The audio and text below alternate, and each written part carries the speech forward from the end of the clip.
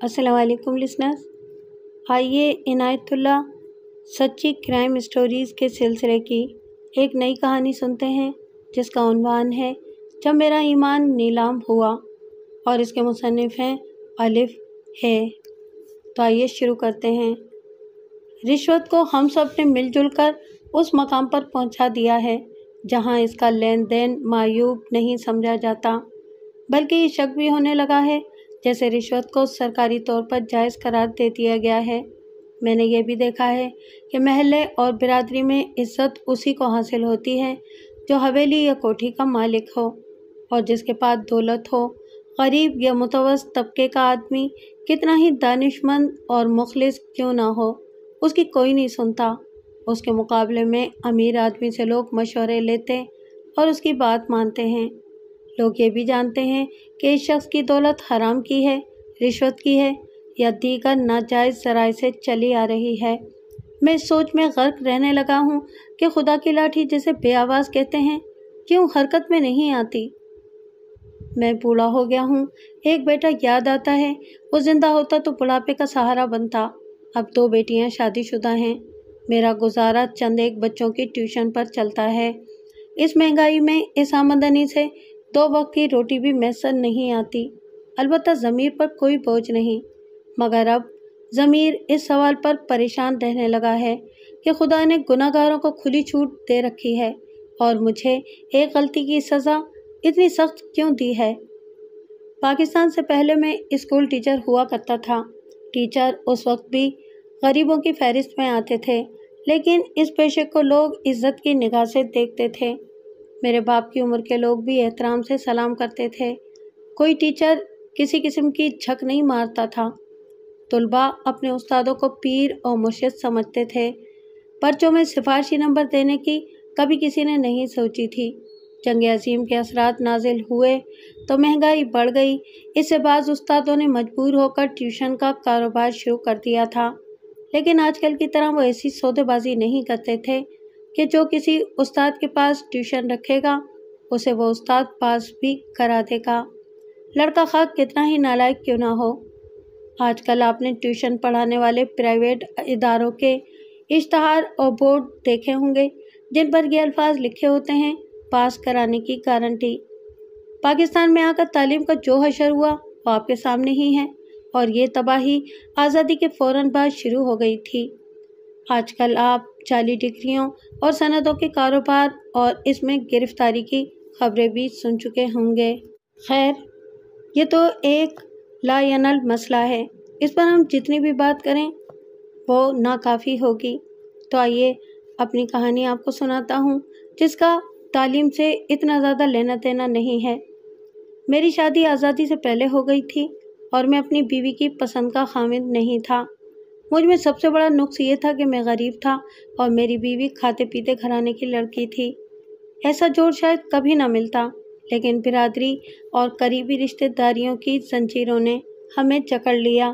نہ وہ کہہ سکی کہ میں ایسے آدمی کی بیوی نہیں بنوں گی جس کی تنخواہ کم ہے، اور میں بھی نہ کہہ سکا کہ ہمارا گھرانہ ایسے گھرانے کے قابل نہیں جو مالی لحاظ سے ہم سے بہتر ہے۔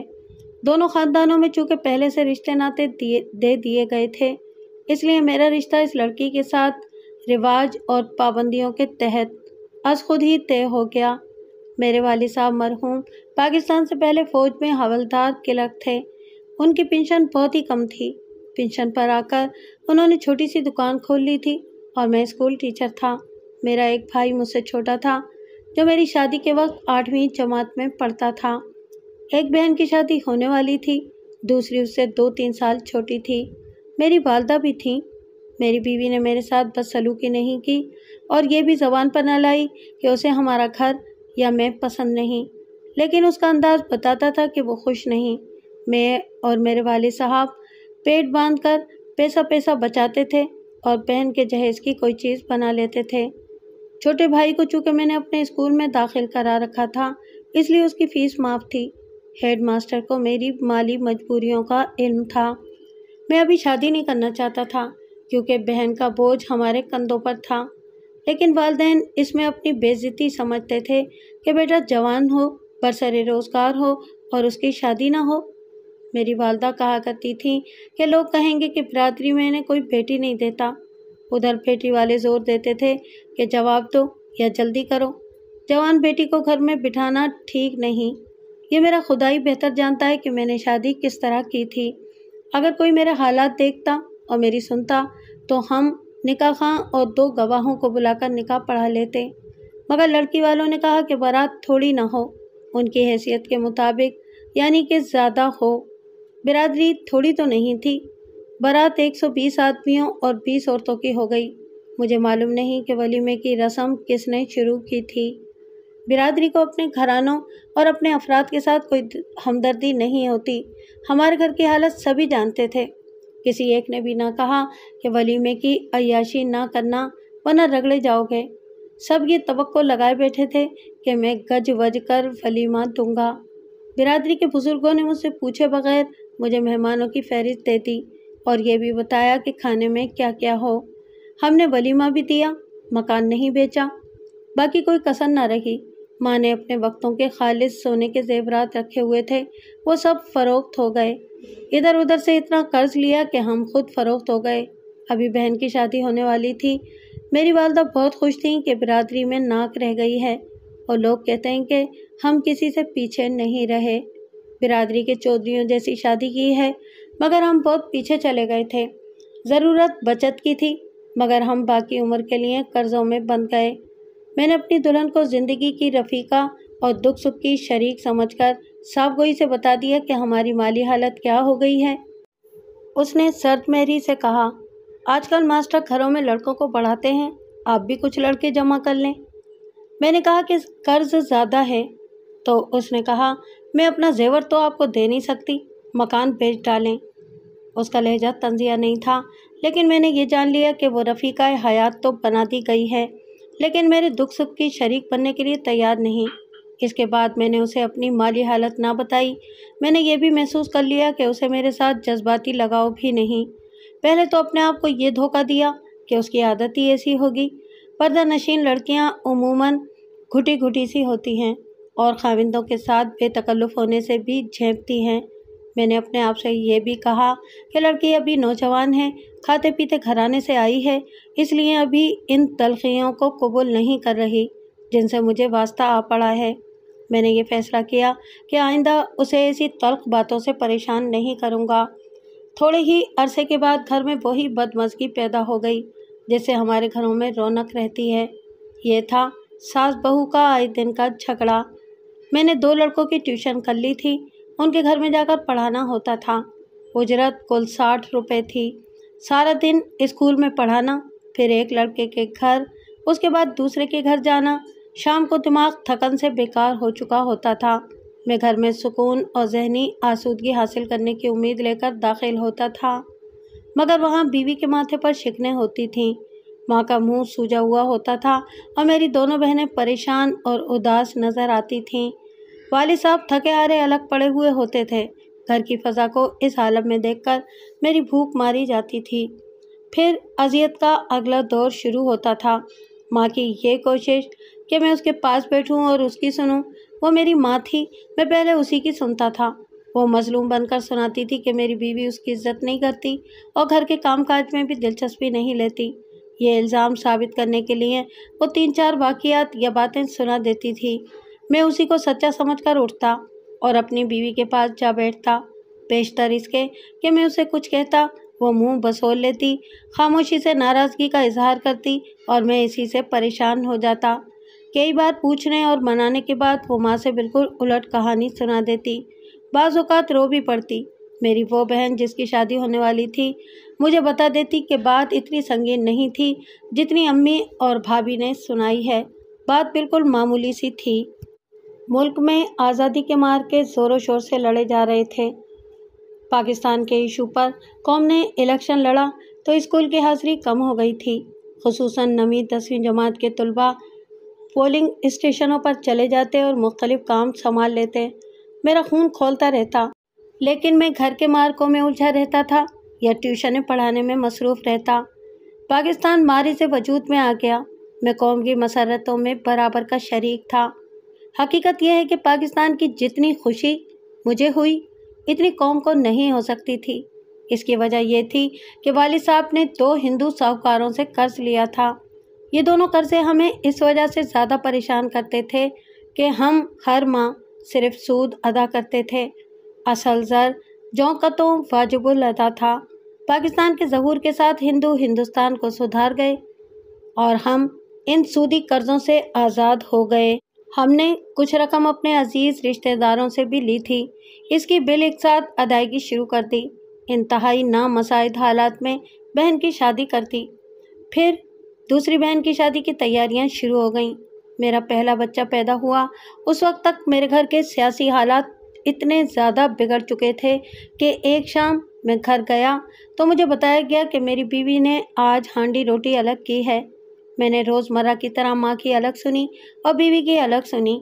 बहन ने मुझे अलग करके बताया कि मेरी बीवी मुझे माँ बाप और बहन भाइयों से अलग करना चाहती है।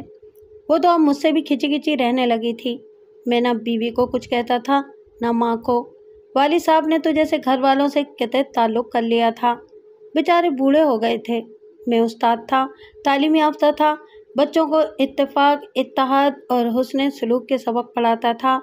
मगर मेरे अपने घर का ये आलम था कि वहाँ इत्तेफाक था ना इत्तेहाद और ना ही हुस्न सलूक। मैंने जो बातें पढ़ी थीं वो बेमायनी और बेकार नज़र आने लगीं और ज़िंदगी से दिल उचाट हो गया। मुझे अफसोस इस पर आता था कि ना माँ के दिल में अपने बेटे की मोहब्बत रही थी, न बीवी के दिल में अपने खामिद के सुकून का एहसास रहा था। मुझे दोनों दुश्मन नज़र आती थीं। मैं अखबारों में कभी कभी ये खबर पढ़ा करता था कि फ़लाँ आदमी ने घरेलू झगड़ों से तंग आकर ख़ुदकुशी कर ली है। मैं कहा करता था कि जाहिल आदमी था जो झगड़े ख़त्म करने की बजाय दुनिया से ही भाग गया। मगर ये झगड़े मेरे घर में आ गए तो मैंने एक रोज़ यही इलाज सोचा कि अपने आप को ख़त्म कर लूँ। मगर बच्चे का ख्याल आ गया। शायद ये वजह भी थी कि मैं बुज़दिल था। अब अगर कोई मुझसे पूछे कि घर में वजह बेकार क्या थी तो मैं कुछ भी नहीं बता सकता। कोई जायदाद का झगड़ा नहीं, खूनी दुश्मनी भी कोई नहीं थी। मगर मालूम होता था जैसे मेरी बीवी और मेरी माँ एक दूसरे के खून की प्यासी हैं, लेकिन खून सिर्फ मेरा खुश्क होता था। मेरी तरक्की के रास्ते खुले थे, लेकिन मेरी सलाहियतें ख़त्म हो चुकी थीं। मेरे ससुराल वाले अलग मेरे सर पर पाँव रखे रहते थे।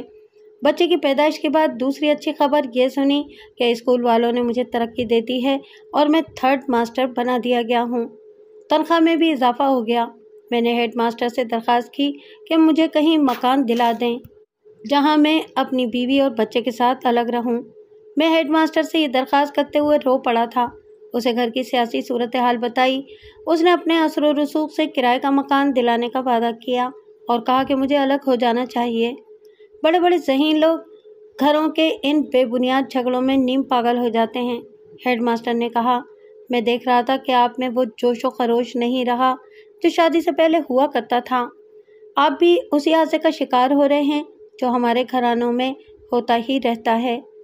मैंने किराए पर मकान ले लिया और बीवी को वहाँ ले गया, मगर उसने नया मसला खड़ा कर दिया। अपने जहेज़ का फर्नीचर तो वो अपने साथ ले आई थी। नए मकान में ज़िद करने लगी कि मैं घर के सामान की तकसीम करके अपना हिस्सा ले आऊँ। मैं चंद एक बर्तन ले आया और उसे किसी न किसी तरह समझा बुझा लिया। मैंने उससे ये भी मनवा लिया कि मैं घर वालों को थोड़ी सी रकम हर माह दिया करूँगा, वरना लोग मुझ पर लानत भेजेंगे। उसे अलहदगी की इतनी खुशी थी कि वो मान गई, मगर घर में उसने अमीराना ठाट बाट शुरू कर दिए। कहती थी कि गोश्त का नागा ना हो, कपड़े अच्छे पहने जाएं, घर में इधर उधर की औरतें आईं तो उनकी खातिर तवाज़ो भी की जाए। सबसे बड़ी मुश्किल ये पैदा हो गई थी कि रिश्तेदारों में कहीं शादी होती थी और कहीं खतना, कहीं मातम होता था और कहीं खुशी का मौका। मेरी बीवी वहाँ बेदरेग पैसे दे के आती थी। वो बिरादरी में सर ऊंचा रखना चाहती थी। कायदे आज़म फौत हो चुके थे और पाकिस्तान उस तबाही के रास्ते पर चल पड़ा था जिसे हम आज 2-4 हैं। तालीमी इदारों में रिश्वत चल पड़ी थी। पर्चे आउट होने लगे। मुम्तहिन पैसे लेकर ज़्यादा नंबर दे देते थे। इम्तहानों में पैसे लेकर नकल कराने का सिलसिला शुरू हो चुका था। मेरे अपने स्कूल में ये नाजायज़ कारोबार हो रहा था, लेकिन मैंने अपने आप को इससे पाक रखा। मैं अपनी बीवी को बड़े अफसोस के साथ बताया करता था कि अपने मोअज़्ज़ज़ और काबिल एहतराम पेशे में रिश्वतखोरी आम हो गई है। میں اسے وہ طریقے بھی بتایا کرتا تھا جن سے استاد پیسہ کماتے تھے۔ میں نے دیکھا کہ میری بیوی نے اس دھاندلی پر کبھی افسوس کا اظہار نہیں کیا تھا۔ پھر اس نے یہ کہنا شروع کر دیا کہ جو استاد مالی پریشانیوں سے دوچار ہیں وہ یہ دھندا نہ کریں تو زندہ کیسے رہیں۔ ایک بار میں 9ویں جماعت کے سالانہ امتحان کے پرچوں پر نمبر لگا رہا تھا۔ میری بیوی نے پوچھا کہ کتنے لڑکے فیل ہو رہے ہیں۔ میں نے بتایا کہ پڑھائی کا معیار اس قدر گر گیا ہے کہ آدھے لڑکے فیل ہیں۔ بیوی نے کہا کہ یہ لال پینسل آپ کے ہاتھ میں ہے، اگر آپ چاہیں تو لڑکوں کا کام بھی بن سکتا ہے اور ہمارے دن بھی پھر سکتے ہیں۔ میں اس کا مطلب سمجھ گیا۔ میری آمدنی اس کی امیرانہ ٹھاٹ کی متحمل نہیں ہو سکتی تھی۔ مجھ پر ابھی ایک بہن کی ذمہ داری تھی، کچھ قرض بھی باقی تھا۔ بچہ 3 سال کا ہو گیا تھا۔ بازار کے بھاؤ چڑھتے جا رہے تھے، پھر بھی میں وہ سوچ نہیں سکتا تھا جو بیوی نے کہہ دیا تھا۔ اس نے ایک ہی روز کہہ کر بات ختم نہ کی، وہ تو میرے پیچھے ہی پڑ گئی کہ میں آمدنی کے اس ذریعے سے فائدہ اٹھاؤں۔ میں مزاحمت کرتا رہا اور وہ مجھے رشوت خوری پر اکساتی رہی۔ مجھے مجبور کرنے کے لیے اس نے اخراجات اور زیادہ بڑھا دیے، حتیٰ کہ 1 سال گزر گیا۔ پاکستان بننے سے پہلے اسکولوں میں یہ رواج تھا کہ میٹرک کے امتحان کے لیے ہر طالب علم کا داخلہ نہیں بھیجا جاتا تھا۔ آزمائشی امتحان لیا جاتا تھا جو بہت سخت ہوتا تھا، اور جو فیل ہو جاتا اس کا داخلہ نہیں بھیجا جاتا تھا۔ ہر اسکول کی یہ کوشش ہوتی تھی کہ میٹرک میں اس کا کوئی لڑکا فیل نہ ہو۔ پاکستان بننے کے بعد تک ہم نے اپنے اسکول میں یہ رواج قائم رکھا۔ کئی ایک اسکولوں میں نالائق لڑکے رشوت سے امتحان میں چلے جاتے اور رشوت کے زور پر پاس بھی ہو جاتے تھے۔ ہمارے اسکول میں داخلے کے لیے امتحان ہوا۔ انگریزی اور ریاضی کے پرچے میرے پاس آئے۔ اس سے چند روز پہلے میرے بچے کو پیٹ میں ایسی تکلیف ہوئی کہ قے اور دست رکتے نہیں تھے۔ علاج سے ذرا بہتر ہوتا پھر وہی حالت ہو جاتی۔ چند ہی دنوں میں بچہ ہڈیوں کا پنجر بن گیا۔ 2 ڈاکٹروں کا علاج کرایا مگر کوئی اثر نہ ہوا۔ علاج اتنا مہنگا تھا کہ میں گھبرا گیا۔ کسی نے ایک اسپیشلسٹ کا پتہ دیا اور بتایا کہ اس کی فیس 32 روپے ہے۔ ان دنوں 32 روپے خاصی رقم سمجھی جاتی تھی۔ فیس کے بعد علاج کے لیے رقم درکار تھی۔ میں بہت پریشان تھا اور ابھی اسی فیصلے پر قائم تھا کہ پہلے والے ڈاکٹر کا علاج کراتا رہوں گا۔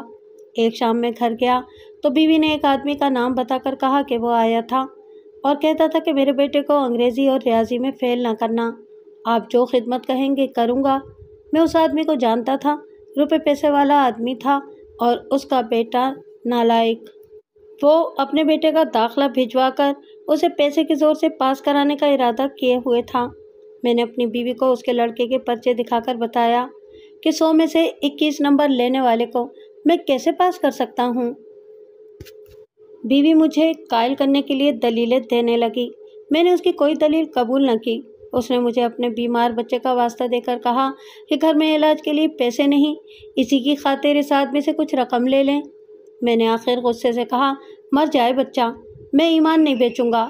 میں نہیں سمجھ سکتا کہ خدا نے میرے ایمان کی پختگی کا پاس کیوں نہیں رکھا۔ مجھے کم از کم 100 روپوں کی شدید ضرورت تھی۔ یہ میرا پہلا اور ایک ہی بچہ تھا۔ میں نے اس بچے کی قسم کھائی تھی مگر کوئی معجزہ نہ ہوا۔ اسی رات بچے کی حالت بگڑ گئی۔ رات کو کوئی ڈاکٹر نہ مل سکا۔ رات بچے کے ساتھ جاگتے گزر گئی۔ بچے کی بگڑتی ہوئی حالت کے ساتھ بچے کی ماں بار بار اور مجھے کوس کوس کر کہتی رہی کہ میں رقم لے کر اس لڑکے کو پاس کر دوں ورنہ کل ہم ڈاکٹر کے پاس نہیں جا سکیں گے۔ صبح ہوئی۔ میرا دماغ بچے کی حالت سے اور ساری رات جاگنے سے بیکار ہو چکا تھا۔ میں نے بیوی سے کہا کہ گھر میں جو پیسے ہیں وہ دے دو تاکہ میں بچے کو ڈاکٹر کے پاس لے جاؤں۔ بیوی نے 2 روپے دے کر کہا، کہیں سے ادھار لے لو، گھر میں یہی کچھ ہے۔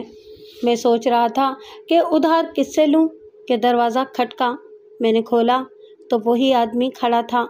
اسے دیکھتے ہی میں نے اسے کہا کہ میں اپنا اصول اور اپنا ایمان پر بات نہیں کروں گا۔ اس نے منت کی کہ یہ اس کا ایک ہی بچہ ہے جو بیجا پیار سے بگڑ گیا ہے، آپ اس کا داخلہ بھیج دیں، آگے پاس کرانا میرا کام ہے۔ میں انکار کرتا رہا، وہ منت سماجت کرتا رہا۔ دروازے کے پیچھے سے میری بیوی کی آواز آئی، اپنے بچے کی زندگی چاہیے تو ان کے بچے کا مستقبل خراب نہ کریں، بچے کی حالت بگڑ رہی ہے، ڈاکٹر کے پاس جلدی جائیں۔ اس شخص نے سنا تو بولا، میں ڈاکٹر کو یہیں لے آتا ہوں، اب فکر نہ کریں۔ اس نے کہا، آپ گھبراتے کیوں ہیں؟ کون پیسے لے کر کام نہیں کرتا؟ آپ نہیں کریں گے تو میں ہیڈ ماسٹر سے کروا لوں گا۔ پھر یوں ہوا کہ دروازے کے پیچھے میری بیوی کی رندیائی ہوئی آواز آئی اور دروازے کے باہر اس شخص کی باتیں، اس کے ساتھ اپنے بچے کا خیال اور رات بھر جاگتے رہنے سے اور بچے کی تیزی سے بگڑتی حالت دیکھ دیکھ کر میرا دماغ معاف، میں آندھی میں تنکے کی طرح اڑ گیا۔ میرا ہاتھ اس شخص کے آگے پھیل گیا اور میرے منہ سے نکلا 150 روپیہ۔ وہ مجھے 150 روپیہ دے کر چلا گیا۔ میں نے بیوی سے کہا، بچے کو اٹھا لاؤ۔ وہ بچے کو اٹھا لائی۔ میں اسے اٹھا کر ڈاکٹر کی طرف چل پڑا۔ اتنی سویرے کسی ڈاکٹر کی دکان نہیں کھلی تھی۔ میری جیب میں پیسے تھے۔ میں ایک ڈاکٹر کے گھر چلا گیا۔ وہ مل گیا۔ اندر جا کر بچے کو اس کے صوفے پر لٹایا۔ ڈاکٹر نے بچے کی نبض پر ہاتھ رکھا اور میری طرف دیکھا۔ میں نے بیماری کی تفصیل سنانی شروع کی تو ڈاکٹر نے کہا، بچہ راستے میں فوت ہوا ہے یا آپ شک میں اٹھا لائے ہیں؟ فوت؟ یہ ایک دھاڑ تھی جو میرے منہ سے نکلی اور میں بچے پر گر پڑا۔ میں جب بچے کی میت گھر لایا تو آپ جان سکتے ہیں کہ میری بیوی کی کیا حالت ہوئی ہوگی۔